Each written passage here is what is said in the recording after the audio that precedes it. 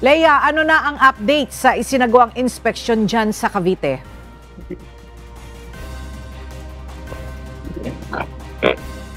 Pogo compound dito sa Island Cove, Cavite. Maging ang mga quarters na tinutuluyan ng mga empleyado ng Pogo ay bakante na rin. Sa sinagawang inspeksyon na pinangunahan ni DILG Secretary John Vic Remulla kasama ang Philippine National Police, PAOK at PAGCOR, sinabi nito na nasa 30 hektarya ang Pogo compound na mayroong 57 na gusali. Nasa 15,000 Pilipinong empleyado at 15,000 dayuhan ang apektado ng pagsasara nito. Sinabi ni Secretary Remulla noong nakaraang buwan pa walang supply ng kuryente dito sa compound. Kaninang umaga nga isa-isang ipinadlock ang mga gusali at nilagyan din ito ng closed signage.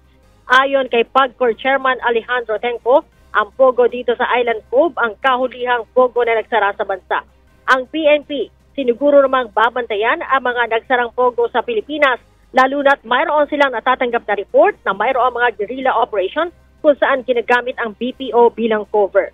Matatanda ang ELA na December 31 ang deadline na ibinigay ng Pangulo para isara ang lahat ng Pogo operation sa bansa. ELA? Maraming salamat, Leia Ilagan.